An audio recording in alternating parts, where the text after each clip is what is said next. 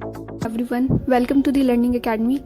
Today we will discuss about stomatitis, which is also known as mouth ulcer.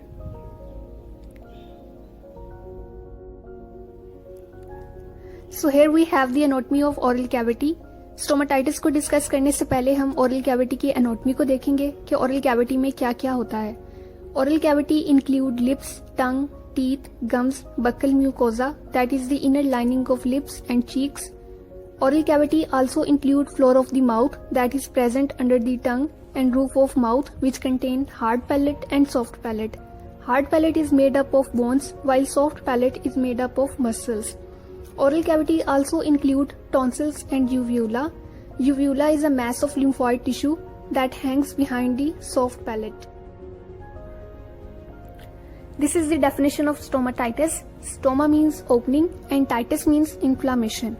Stomatitis is an inflammation of the mucous lining of mouth which may involve the cheeks, gums, tongue, lips and the roof or floor of the mouth. So basically हम कह सकते हैं कि stomatitis is the inflammation of mouth. तो ये है stomatitis की types जिनको हम बारी बारी डिस्कस करेंगे. सबसे पहले है हर्पेस स्टोमाटाइटिस, फिर कैंकर सोर्स और stomatitis, angular stomatitis, dentures related stomatitis, nutritional deficiency stomatitis and the last one is allergic contact stomatitis. Herpes stomatitis. Herpes stomatitis को हम कोल्ड सोर्स भी कहते हैं. ये फ्लूइड फील्ड सोर्स होते हैं जो लिप्स पर या लिप्स के अराउंड बनते हैं. Herpes stomatitis is caused by HSV virus जिसको हम हर्पेस सिंप्लेक्स वायरस कहते हैं. Is characterised by mouth sores और ulcers. Ulcers basically open sores होते हैं जो कि बॉडी की एक्सटर्नल और इंटरनल सरफेस पर बनते हैं और हील नहीं हो पाते. हर्पेस स्टोमाटाइटिस यंग चिल्ड्रंस जिनकी एज 6 मंथ से लेकर 5 इयर्स तक होती है उनमें मोस्ट कॉमन होता है. नंबर 2 पे हमारे पास है कैंकर सोर्स. कैंकर सोर्स को हम एप्थस अल्सर भी कहते हैं. ये स्मॉल शैलो लीजन्स होते हैं जो कि माउथ के सॉफ्ट टिश्यूज में या फिर गम्स की बेस पर बनते हैं. Unlike cold sores, canker sores don't occur on the surface of lips and they are not contagious because it's not a viral infection. while herpes stomatitis is a viral infection as it is caused by HSV virus. Canker sores reoccur periodically and heals completely after a few days.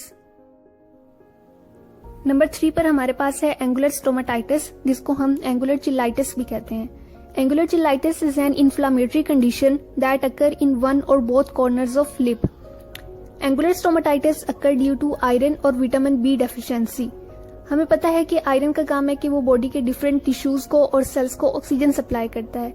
जब sales को या tissues को proper oxygen supply नहीं होती तो वो Aahista Aahista dead होना start हो जाते हैं. इसी तरह विटामिन बी का काम है कि वो ब्लड के नए सेल्स को बनाता है और हेल्दी स्किन को मेंटेन करता है. एंगुलर चिलाइटिस की कंडीशन में लिप्स के जो कॉर्नर्स होते हैं वो क्रैक होना स्टार्ट हो जाते हैं.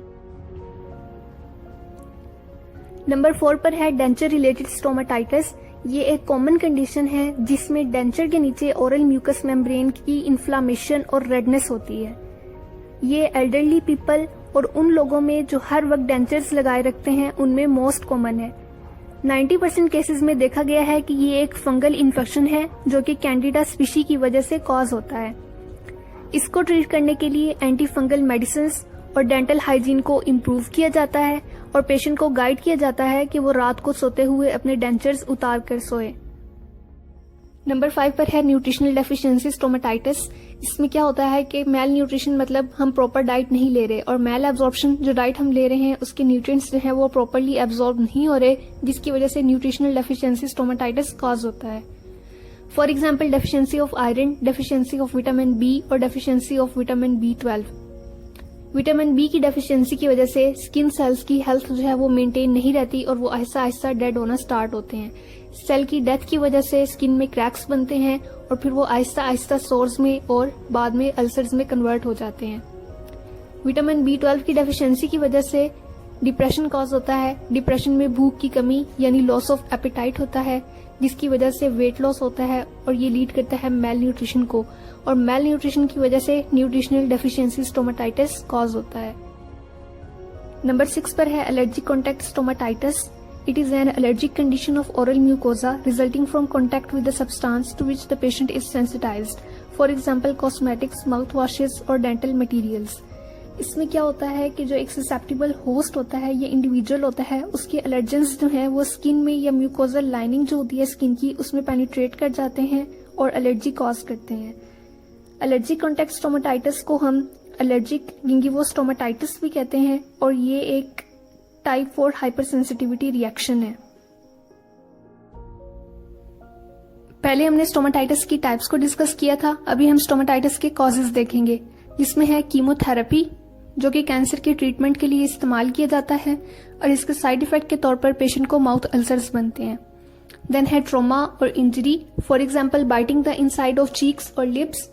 देन है poor dental hygiene, smoking, infection that could be bacterial, viral or fungal infection.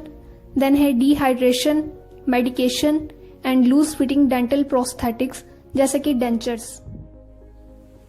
So these are the signs and symptoms of stomatitis: pain or discomfort in mouth, presence of open sores or ulcer in the mouth, fever that is about 101 to 104 Fahrenheit, dysphagia meaning difficulty in swallowing, foul smelling breath, swollen gums which may be irritated and bleed, and the last one is blister in the mouth.